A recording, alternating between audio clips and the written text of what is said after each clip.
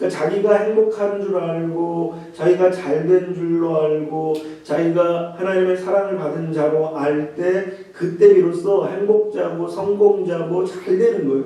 우리 앞서 찬송할 때도 그랬잖아요. 십자가의 그 사랑이 우리로 하여금 멀리 떠난 우리를 다시 하나님께 서게 하시고 지나간 일들을 기억하지 아니하시고 사방을 강으로 바꾸시고 광야를 길로 내시는 그 하나님을 바라봐야 그런 일들이 생기지. 여전히 광야인데요, 여전히 사막인데요, 내 삶은 여전히 황폐한데요, 그런 고백을 하면은 아무것도 이루어지지 않아요. 하다못해 세상 사람들도 이 환경을 바라보지 말라고 얘기해요. 하다못해 세상 사람들 주변을 바라보지 말라고 얘기합니다. 뭘 바라봐요? 자기가 믿고 있는 그 신령을 믿으래요. 그런데 우리는 그 신령도 약해요. 사람은 그 신령도 쉽게 넘어질 수밖에 없어요. 그런데 우리가 믿는 그 신령은 우리의 신령이 아니라 하나님의 하나님, 전능하신 하나님이에요. 그분이 우리 아버지라는 거예요. 이분을 믿으라는 거예요. 그렇기 때문에 우리는 어떤 상황 속에서도 하나님이 하실 일들을 믿는 것입니다. 하나님이 하실 일들을 믿고 믿음으로 달려가는 그 자들에게는 하나님이 한번 딱 손을 잡으시면 결코 놓지 않으셔요. 여러분들 자녀들이 뭐 다 잘합니까? 효도하고 뭐 말 잘 듣고 뭐 그럽니까? 그러지 않아도 호적에서 판 적 한 번도 없어요. 그럼에도 불구하고 자녀를 사랑하는 것처럼 하나님은 넓은 마음, 깊은 마음, 긴 마음, 높은 마음을 가지고 계시는데 그 마음으로 우리를 바라보시기 때문에 우리가 때로는 곁길로 가고 때로는 아버지 하나님을 거역하고 함정에 빠져서 막 허우적거릴 때 그래도 불구하고 하나님은 포기하지 아니하시고 버리지 아니하시고 놓지 아니하시고 얼마나 하나님의 사랑이 그 끈덕지고 그냥 끊임없는지 예수님이 이 세상에 오셔서 십자가에 죽으시기까지 그렇게 사랑하시는 거예요. 그 믿음을 가지고 우리가 살아야 되는 것입니다. 이 믿음을 갖고 믿음으로 선포하고 주님을 선택하는 자들에게는 하나님께서 첫째, 둘째, 셋째 우리 축복을 주신다고 그랬는데 첫 번째 축복이 뭐예요? 구원이잖아요. 이 구원은 영생과 더불어서 이 땅의 어려움과 시련 속에서도 구원시키는 거예요. 또 어떤 공격으로부터 지켜주시고 보호해주시는 방패 역할을 하시는 거예요. 이 사실을 알았던 다윗은 하나님 앞에 늘 고백하는 거예요. 여호와는 나의 뿔이시요 나의 산성이시요 요새이시요 작은 방패가 되고 큰 방패가 되고 반석이 되고 뭐 주님이 자기의 보호자가 되고 방패가 되고 지켜주신다는 사실을 날마다 고백하는 거예요. 이 얼마나 똑똑한 사람이에요. 지혜가 거기 있는 거예요. 하나님 앞에 하나님이 나한테 뭘 해줬습니까? 나 언제 보호해줬습니까? 언제 지켜주셨습니까? 이거 참 어리석은 일이에요. 하나님이 지금까지 지켜주시고 보호하시고 함께하시고 방패가 되어주셨는데 아무도 그것을 깨닫지 못한다면 참으로 어리석은 일인 것입니다. 그래서 우리는 하나님의 자녀들을 하나님께서 이렇게 방패가 되어주신다는 사실을 절대 잊지 말아주시고 그리고 뿐만 아니라 보호만 해주는 것이 아니라 영광의 칼이 되어주셔서 진격하게 하시고 전진하게 하셔서 악한 마귀를 물리쳐 주시는 거예요. 여러분 우리가 인생을 살아가면서 이것을 안 믿으면 뭘 믿을 거예요? 도대체 뭘 믿을 거예요? 우리가 인생을 살아가면서 하나님께서 이렇게 구원이 되어주시고 방패가 되어주시고 영광의 칼이 되어주신다는 사실을 안 믿으면 세상 속에서 어저께 전철을 타고 가는데 사람이 얼마나 많아요. 그 속에서 나 하나 얼마나 보잘것이 없어요. 사람들이 나를 압니까? 사람들이 나를 높여줍니까? 누가 나에게 인사 한마디를 합니까? 혼자 덩그마니 떨어져 있는 그 고독 속에서 우리는 묻힐 수밖에 없는 존재들이에요. 나뿐만 아니라 모든 사람이 그래요. 얼굴 하나하나 쫙 돌아보면 거기서 막 생기가 넘치고 소망이 넘치고 몇 안 돼요. 그저 어떤 자매님이 꽃 하나 들고 누굴 만나러 가는지 강남역에서 내리더만 거기서 내리면서 뭔가 이렇게 좋은 그런 사람 하나하나 이제 그렇게 웃죠. 거기에 100명이 앉아있는데 타있는데 한 사람도 우는 사람이 없어. 다 찡그리고 있고 그 찡그리고 있는 얼굴을 보는 나도 찡그리고 있고 다 찡그리고 있어. 이게 만일 우리 혼자 살아간다면 무슨 소망이 있겠어요? 그래서 우리는 하나님이 나를 구원해 주시고 하나님이 나의 방패가 되어주시고 하나님이 나의 영광의 칼이 되어주신다는 이 확신과 믿음을 가지고 세상 속에 있어야죠. 안 그러면 절대 절망입니다. 거기다가 하나님께서 네 번째 복을 또 주시는데 네 번째는 뭡니까? 하나님이 우리를 높이신다는 것입니다. 높이신다라는 말은 한마디로 승리를 얻게 하신다는 거예요. 그런데 승리하는 사람에게는 반드시 따라오는 게 있어요. 뭐가 따라올까요? 전리품이 따라오는 거예요. 이 전리품이 또 다른 말로 상이에요. 그래서 예수님께서는 시편 23편에 원수의 목전에서 우리에게 뭘 주신다고요? 상을 베풀어 주시는데 이 상을 진수성찬이에요. 원수의 목전에서 원수는 지금 잡혀가지고 목이 메어져가 있는데 우리는 그 앞에서 진수성찬을 차려놓고 거기서 마음껏 먹는다는 승리자에게는 하나님께서 이런 전리품을 주시는 것입니다. 여러분 솔로몬 이후에 이스라엘은 정말 그야말로 절단감사예요.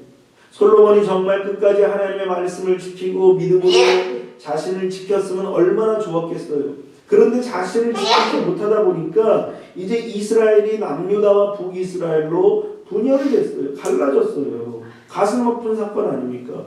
우리나라는 더더군다나 남북이 분열이 돼서 이 심정을 너무나 잘 압니다. 거기다가 이게 분열이 되면은 어떻습니까? 이념 갈등으로 너무 심각하잖아요. 지금 북한은 지금 전 세계에다가 엄포를 놓고 있습니다. 이제 7월이면 8월이면 내가 남한을 침공하리라 계속 얘기를 하는 거예요. 공포심을 주는 거죠. 근데 남한은 뭐 아무 생각도 없잖아요. 뭐 두려워하지도 않고. 그런데 다른 나라가 위기를 보는 거예요. 실제로 정신이 탁가닥 돌아가지고 뭐라도 쏘면 전쟁이 일어날 것이라고 생각을 하기 때문에 외국 사람들이 요새 주식에 투자도 안 한다는 거예요. 그만큼 우리는 무감각한데 해외에서 보는 이 남북한의 관계는 위험스럽게 본다는 거예요. 지금 북이스라엘과 남유다도 그런 관계가 됐어요. 사상적으로 맞질 않아요. 남한을 침공하려고 하다 보니까 가진 스파이들을 다 보내가지고 지금 사람들에게 공작금을 주고 남한을 혼란스럽게 합니다. 며칠 전에도 재판에서 지금 이들이 다 유죄를 받았잖아요. 2006년부터 시작하여서 간첩 활동을 해가지고선 지금 뭐 주사파 교육을 계속 시켰던 거예요. 한간에는 뭐 지금 주사파가 어딨냐 이 시대에 그러지만 주사파 교육을 이들이 계속 시켜왔던 거예요. 오늘날까지 했던 거예요. 그래서 사람들의 마음속에 마치 김일성은 영웅이고 이승만은 완전히 역적이고 독재자고 아니 독재자가 김일성만한 독재자가 어디 있어? 김정은만한 독재자가 어디 있어요? 그런데 오히려 이승만 건국의 아버지를 독재자로 만드는 것이 지금 북한에서 하는 공작들이에요. 그런데 이것을 깨닫지 못하는 거예요. 지금 북이스라엘과 남유다도 그런 갈등이 있습니다. 거기에는 특별히 종교적인 갈등이 있었습니다. 하나님께서 모세를 통하여서 말씀하신 이 유월절 행사를 끝까지 대대로 지키라고 하셔서 이 유다가 예루살렘에다가 이제는 꼭 절기 때마다 예배를 드리도록 정했습니다. 그러자 신앙을 갖고 있는 사람들이 북이스라엘에도 있을 거 아니에요. 북이스라엘 사람들이 다 남유다를 와서 제사를 드리고 가는 거예요. 그러다가 몇몇 사람은 또 남유다에 정착도 하고 또 뭐 오기도 하지만 이런 모습을 보는 여로보암 왕이 안 되겠네. 그러고서 길을 딱 막은 거예요. 길을 딱 막아놓고 베델에다가 왜 베델에다가 세워놨습니까?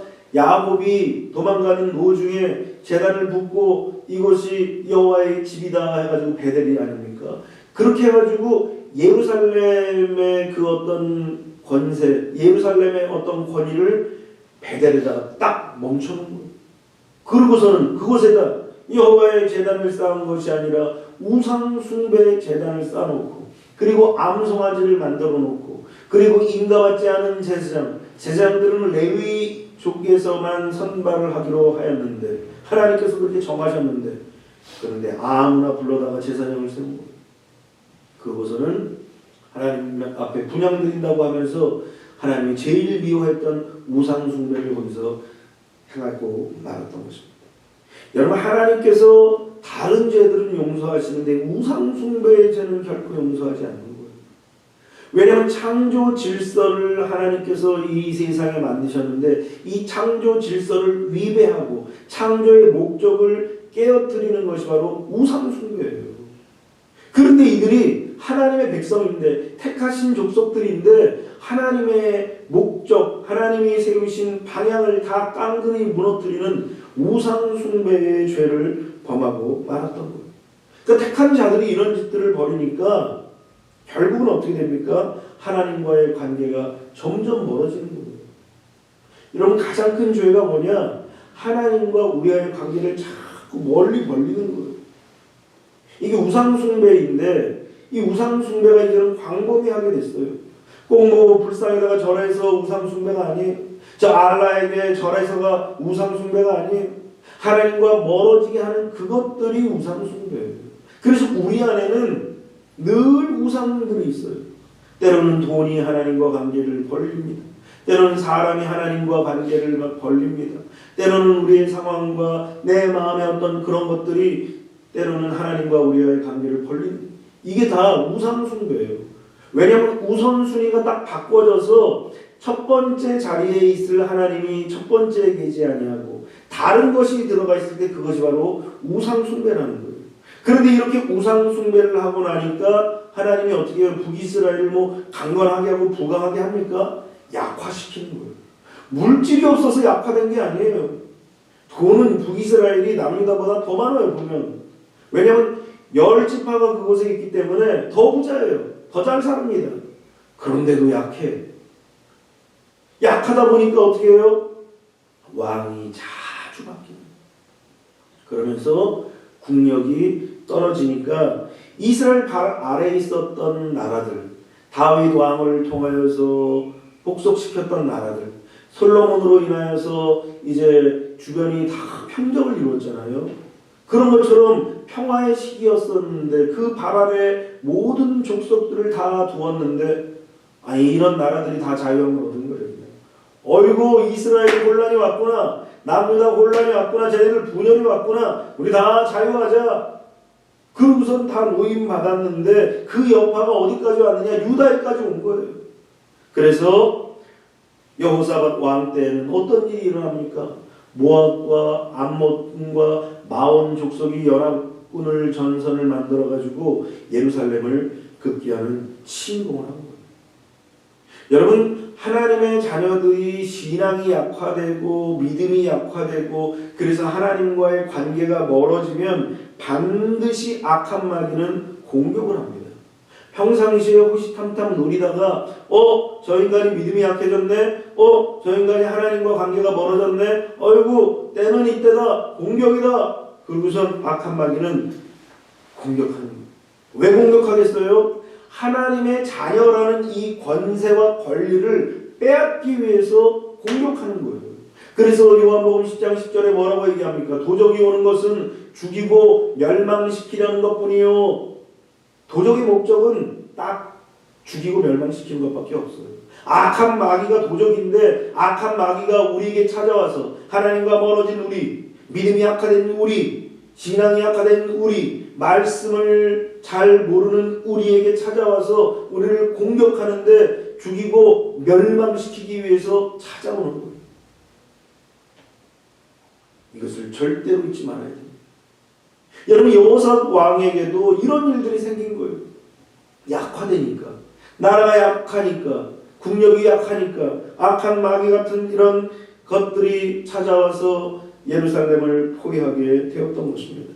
갑자기 쳐들어온 연합군으로 인하여서 유다와 그리고 여호사밧 왕은 막 혼배백산하고 막 두려워합니다. 여러분, 사람들이 어려운 일들을 만나고 시련을 만나면 두려워하는 것이 어떻게 보면 당연한 일이에요.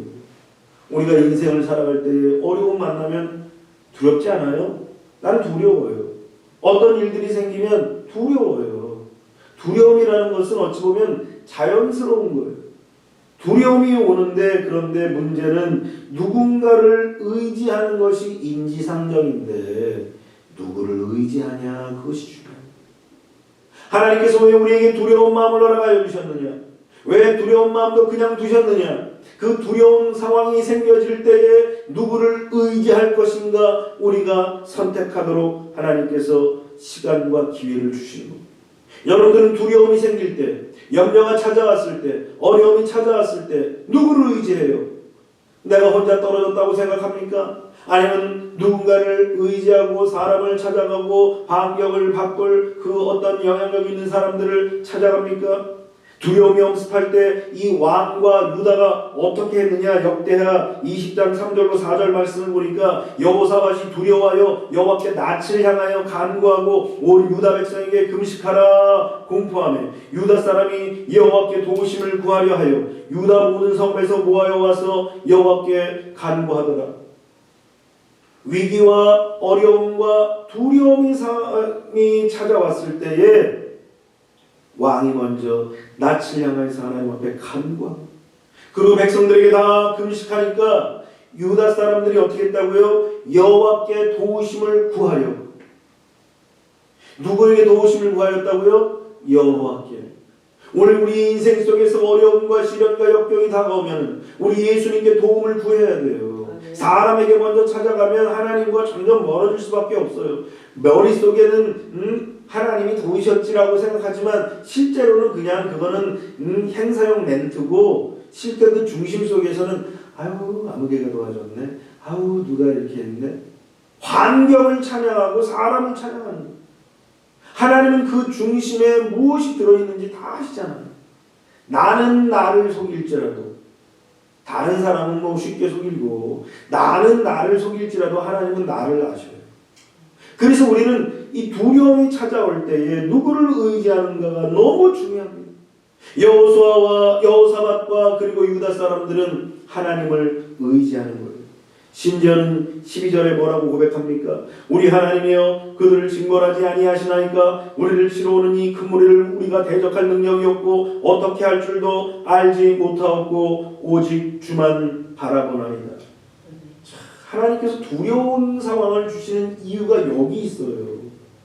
두려운 상황을 만났을 때 사람을 찾아가면 계속 두려울 수밖에 없어요.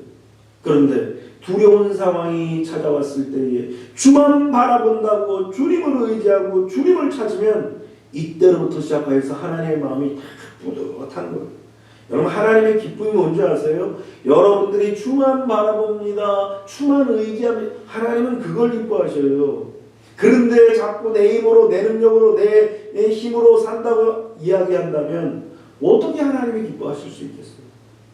오늘 가장 힘들고 어려울 때 우리는 주만 바라보는 믿음이 있어야 하는 것입니다. 여호사밧은 두려울 때 더 여호와 하나님을 의지했습니다.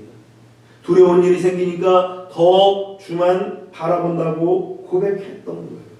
그러자 여호사밧과 유다에게 선제를 통해서 응답하시잖아요. 여러분 역대하 20장 15절 말씀을 보니까 야하시엘이 이르되 온 유대와 예루살렘 주민과 여호사밧 왕이여 들을지어다. 여호와께서 이같이 너희에게 말씀하시기를 너희는 이 큰 무리로 말미암아 두려워하거나 놀라지 말라. 이 전쟁은 너희에게 속한 것이 아니요 하나님께 속한 것이니라. 이 전쟁이 어디에 속했다고요? 하나님께 속했다라는 거예요.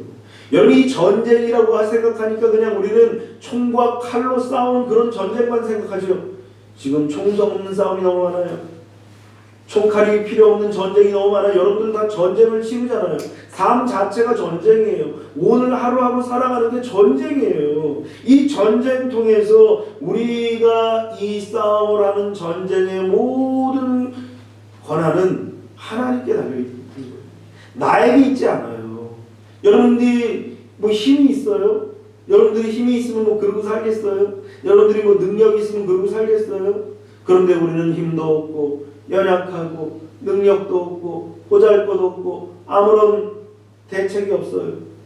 그러니까 주님만 바라본다고 이야기하니까 주님이 이 전쟁은 너희들에게 속한 것이 아니라 내게 속한 것이다 라는 거예요. 그러니까 내가 주님을 바라보고 주님을 의지하잖아요. 그럼 주님이 내 싸움을 내 인생의 싸움을 대신 싸워주시는 거예요. 그런데 내가 내 자신을 의지하거나 아니면 상황과 사람과 형편을 의지하면 주님은 그냥 내비로 두는 거예요. 내비 두는 거예요. 너가 알아서 살아라. 네가 알아서 한번 해봐라. 그래서 박살이 날 때까지 그냥 기다리시는. 그런데 오늘 여호사밧과 이 유다 백성들은 우리의 싸움이 아니다, 하나님께 속했다. 이 말씀을 들으면서 맞다, 우리는 아무런 능력도 없고 아무런 힘도 없다, 오직 주님만을 의지하자 하고 더욱더 믿음으로 주님 앞에 나아가게 되는 거예요. 그래서 그 말씀을 듣고 전쟁을 준비하는 군사를 모집한 것이 아니라 성가대를 소집을 합니다. 그래서 거룩한 예복을 입히고, 그리고 군사들보다 더 앞세워서 여호와를 찬양하는데 뭐라고 찬양을 했냐면은 여호와께 감사하세, 그 자비하심이 영원하심이로다. 하나님 앞에 감사했다는 거예요. 뭘 감사했다고요? 자비하심. 이 자비가 어떤 자비입니까? 연약하고 나약하고 두려워하고 염려하고 근심할 수밖에 없는 존재인데, 그 존재들에게 하나님께서 자비를 베풀어 주신 거예요. 그래서 도와주시겠다는 거예요. 대신 싸우겠다는 거예요. 그것도 한 번이 아니라 어떻게? 영원토록. 여러분, 우리의 삶 속에서 어려움과 시련 뭐 한 번이면 끝납니까? 오늘 이 한 번만 끝나면 이제는 내 인생은 이제 꽃길이야, 그렇게 착각하는 문외는 여기는 없죠. 그런데 세상 사람들은 요 어려움만 해결되면 다 될 것처럼 그렇게 사는 사람들이 많아요. 근데 산 넘어 산이잖아요. 왜 첩첩 산중이라는 말이 나왔습니까? 산이 많아서만이 아니라 인생의 산이 너무 많은 거예요. 하나 넘어서 좋다고 그냥 희희낙낙 가는데, 그 희희낙낙 것이 끝나기도 전에 높은 산이 가로막혀 있는 거예요. 이 문제를 바라보지 못하고 그냥 희희낙낙 하다가는 문제 속에 노예가 되고 문제 속에 종이 될 수밖에 없는 거예요.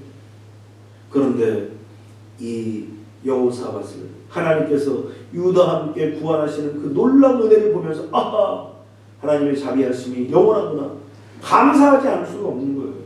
오늘 우리 인생도 하나님이 우리의 인생을 위해서 대신 이 전쟁을 싸워주신다는 사실을 바라보면서 그 자비하심을 찬양하고 영광을 올려드려요.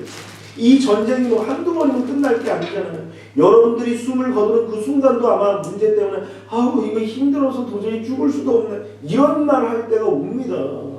그렇게 사는 것이 전쟁이에요. 그 전쟁 속에서 하나님께서는 자비하심을 보이겠다는 거예요. 영원토록 우리가 천국 갈 때까지 하나님의 자비하심을 끝까지 보여주시겠다는 거예요. 그러니 감사할 수밖에 없죠. 그러니까 우리는 여호사밧이 이렇게 성가대를 앞세워서 전쟁통에 이렇게 여호와의 자비하심을 감사드리고 영원하심을 감사드리는 그 감사가 여호사밧만 할 것이 아니라 우리도 해야 돼요. 우리도.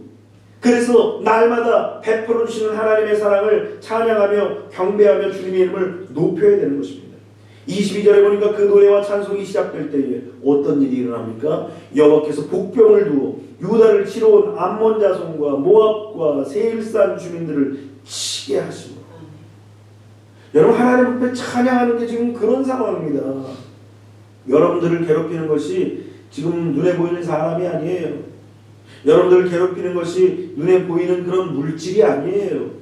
여러분들이 지금 괴롭히는 당하는 그런 상황들이 내가 만난 그런 상황과 형편들이 아니에요. 보이지 않는 영적인 세계 속에서 도둑놈들이 있어. 도둑놈들이. 이 사탄 마귀가 있어. 사탄 마귀가 호시탐탐 노려서 이 귀신들을 보내서 우리의 삶을 계속 어지럽히는 거예요. 혼란케 하는 거예요. 그것도 모르고 희희낙낙 즐겁고 행복하고 기쁘다고 생각하면 이게 영적으로 완전히 무기 강진 상태예요. 이때 우리는 뭘 봐야 돼요? 영적인 세계에 눈을 떠서 하나님 아버지를 바라보고, 그리고 우리 주변 속에 우리를 공격하는 어둠의 영들을 바라볼 수 있어요. 이것을 물리칠 수 있는 방법은 뭐 하나밖에 없어요. 하나님이 내 편이 되는 수밖에 없어요. 하나님이 내 편이 되기 위해서는 하나님을 찬양하는 거예요. 이렇게 하나님을 찬양하고 노래가 시작되고 찬송이 시작되고 영광스러운 하나님 앞에 높여 경배를 드리는 일들이 시작되니까 여호와께서 이제 그때부터 시작해서 복병을 준비해 주셨다가 이제 유다를 치러 온 암몬과 모압과 세일산 주민들을 치기 시작하는 거예요.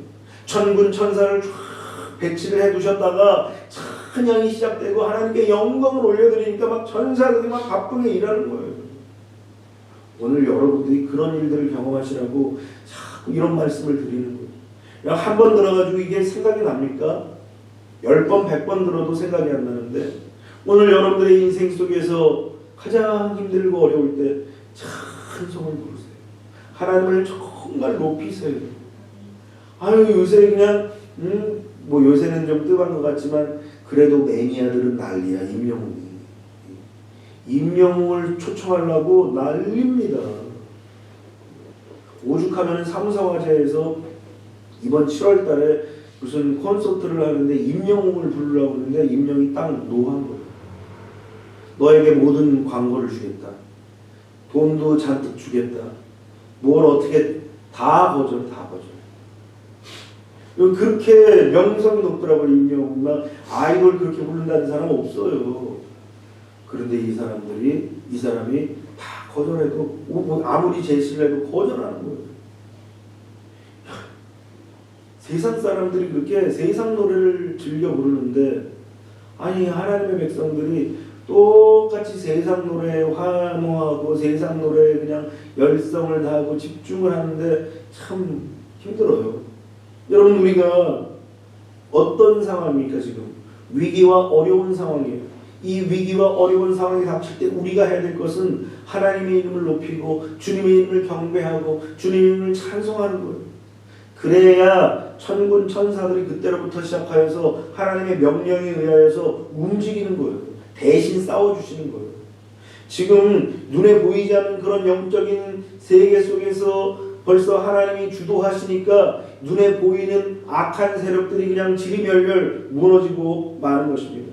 2절 후반부에 보니까 그들이 패하였으니 하나님이 싸우시니까 당장 패하죠. 이들이 아무리 수가 많으면 뭐예요? 아무리 연합전선을 펴서 작은 유다 한 나라를 공격하면 뭐 하겠습니까? 하나님께서 친히 직접 싸우시니까 그들은 패할 수밖에 없습니다.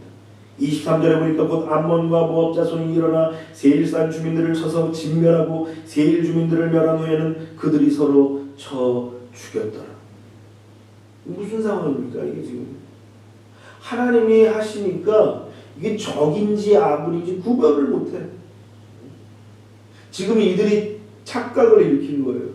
지금 막 하나님의 성령께서 역사하시고 천군 천사들을 통하여서 막 역사하시니까 이들이 혼란이 와서 우리를 속여서 이들이 불렀구나. 우리를 진멸하려고 이들이 우리를 불렀구나 하면서 서로 죽인 거예요. 지금 하나님이 역사하시면 놀라운 일들이 일어납니다. 우리 인생 속에서 아무리 힘들고 어렵고 캄캄하고 두려운 일들이 생기고 전쟁 같은 일들이 생길지라도 우리가 믿음을 가지고 하나님을 바라보고 하나님을 의지하고 온전히 주님 앞에 맡기면 주님이 이렇게 대신 싸워주시는 거예요. 그런데 이런 믿음을 갖지 않으면 내 힘으로 내 능력으로 내 삶의 목적과 내 삶의 재미와 내 삶의 흥미를 위해서 살아간다면 절대로 하나님의 도우심을 받을 수가 없는 것입니다. 오직 주만 바라보며 여호와 하나님만을 의지했던 유다와 여호사밧 왕을 하나님께서 지금 친히 구원하시고 지금 하나님이 방패가 되시는 것이 어떤 일인지를 실제로 보여주고 계신 거예요. 영광이 칼이 되어 주셔가지고 막 승리가 뭔지 또 이기는 것이 뭔지 대적을 멸하는 것이 뭔지를 막 눈으로 지금 보여주고 계시는 거예요. 그러면서 그들을 높이십니다. 지금 아주 최약체가 된 남유다가 지금 연합군들을 물리치고 이 얼마나 하나님께서 높이십니까? 하나님께서 높이시는 모습을 보니까 네 가지로 높이시더라고요. 첫 번째는 승리하게 하셔서 높이십니다. 역대하 20장 24절에 보니까 넘어갔네. 역대하 20장 24절에 보니까 유다 사람이 들망대에 이르러 그 물을 본즉 땅에 엎드러진 시체뿐들이요 질체들뿐이요 한 사람도 피한 자가 없는지라. 그러니까 유다 사람들이 구경이 났잖아요. 왜 구경이 났어요? 하나님이 어떻게 싸울까? 지금 선지자가 아까 이 싸움은 너희들의 싸움이 아니라 하나님의 싸움이라고 얘기하니까 도대체 하나님의 싸움이 어떤 사람인지 망대에 올라가고 성루에 다 올라가서 구경하고 있어 싸움을. 하나님이 어떻게 싸우나 구경하고 있는데 어머 이게 웬일인가. 갑자기 막 이들이 전선이 한쪽이 무너지더니 이제는 또 지들끼리 죽이고 치고받고 싸우는 거예요. 그러더니 사람들이 막 무리를 보니까 땅에 다 엎드려진 거는 시체밖에 없대요. 다 죽었대. 그러니까 여러분들 하나님을 의지하면 하나님께서 이런 승리를 주셔서 우리를 높여주시는 거예요. 여러분 하나님의 말씀을 들을 때 그렇다 여호사밧은 이렇게 좋겠네 아주 그러지 말고 그 백성들이 우리라고 생각을 해야 되는 거예요. 그래서 나에게도 이런 승리를 주실 것이라는 이런 믿음을 가져야 돼요. 두 번째는 어떻게 하나님께서 높여주셨습니까? 25절에 보니까 여호사밧과 그의 백성이 가서 적군의 물건을 탈취하였어요. 본즉 그 가운데 재물과 의복과 보물이 많이 있으므로 각기 탈취하였는데 그 물건이 너무 많아 능히 가져갈 수 없을 만큼 많으므로 사흘 동안에 거두어 드리고. 이런 일들이 우리에게도 있을지어다. 도저히 뭐 돈 세다가 밤새고 돈 세다가 낮새고 좀 그런 일들 좀 있었으면 좋겠어요. 여러분 승리한 자들에게는 하나님께서 이렇게 전리품을 주셔요. 우리 인생 속에서 자꾸 쪼들리고 없다는 얘기는 아직 승리가 없다는 얘기예요. 하나님이 높여주시면 우리는 승리하게 되고 승리하면 반드시 전리품이 따라오는 거예요. 이 전리품을 취해야 우리 마음도 기쁜 거 아니에요.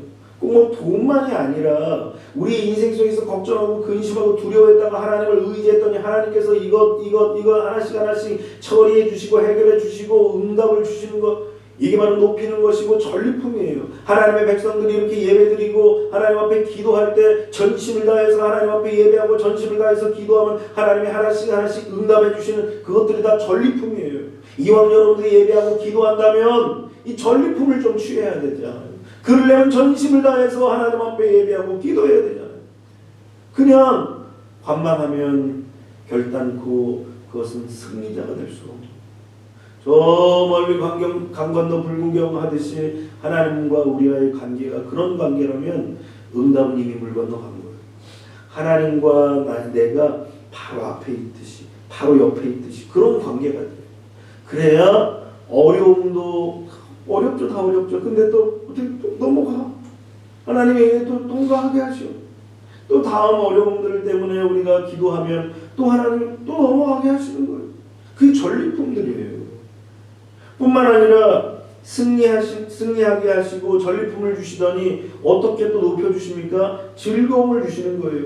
27절로 28절에 보니까 유다와 예루살렘 모든 사람이 다시 여호사밧을 선두로 하여 즐겁게 예루살렘으로 돌아왔으니 이는 여호와께서 그들이 그 적군을 이김으로써 즐거워하게 하셨습니다. 여러분 우리의 마음이 즐거워야 돼요. 여러분들의 마음이 즐겁습니까? 삶이 즐거워야 돼요. 하나님의 백성들은 사실은 뭐가 들어와서 즐거운 게 아니라 그냥 하나님이 상급이고 방패이기 때문에 하나님 때문에 즐거워야 돼요. 그래서 그냥 혼자 뭐가 막 웃고 막 즐거워야 돼요. 근데 이거는 뭡니까?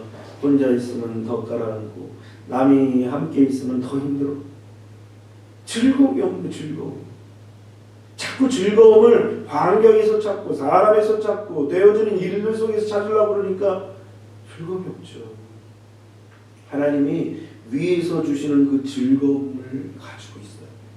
그러면은 되어지는 거. 어떤 상황, 형편 이것과 관계없이 그 즐거움이 가득한 거예요. 하박국이 뭐라고 그러겠어요.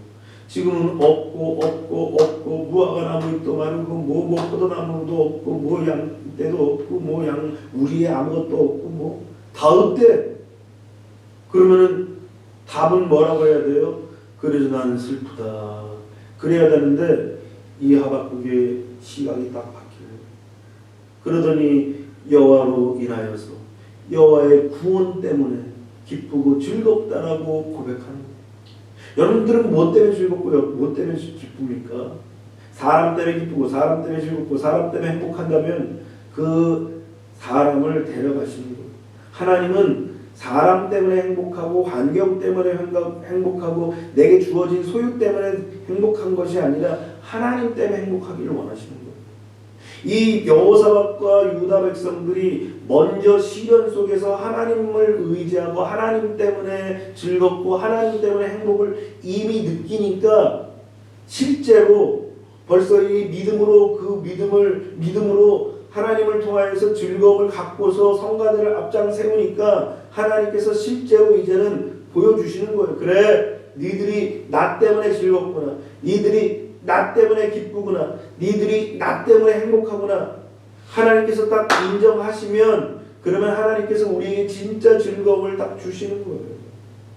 여러분, 전쟁에서 승리한 그 군사들을 봤습니까? 예전에 기록영화 이렇게 보면 6.25 때 저렇게 낙동강 전선까지 밀려갔다가 이제 유엔군이 그냥 허리를 딱 쳐서 이제는 다시 북진을 하는 거예요. 그러더니 38선을 넘어서 그냥 쫙 평양으로 넘어갈 때 그때 국군과 1.4 후퇴 때 쫓겨와가지고 그냥 패잔병처럼 쫙 밀려가는 그런 국군들과 오늘 우리가 영적으로 승리해야죠. 이게 밀려있으면 즐거움 없습니다. 마음에 즐거움이 사라지면 이제는 환경과 몸에 바로 나타나게 돼요. 그렇기 때문에 우리는 즐거움을 회복해야 돼요. 하나님께서는 하나님의 자녀들을 즐거움을 회복시켜 주십니다. 그 즐거움이 회복돼야 우리의 삶이 달라져요. 삶의 방식이, 삶의 태도가 달라지는 거예요. 이 즐거움이 없이는 그냥 똑같이 다람쥐 쳇바퀴 돌듯이 똑같아요. 좀 나아지면 힘들었다. 나아졌다 힘들었다. 나아졌다 계속 돌아요. 이게 뚫고 올라가야 되는데 뚫고 올라가지 못합니다. 오늘 여러분들이 하나님의 은혜 가운데에서 여러분들이 높아짐으로 말미암아 즐거움을 누리시기를 주님의 이름으로 축원합니다. 또 즐거움을 주신 다음에는 뭘 주시겠어요? 평강이에요. 이 평강이라는 것은 계속 누리는 거예요. 한 번 마음이 편안하다고 할 수 있어요? 없어요. 한 번 겨우 한 번 숨 넘어갈 그 순간에 숨 한 번 이렇게 쉬게 되는 거, 그것으로 평강한 것이 아니에요. 계속 이어져야 평강한 거예요.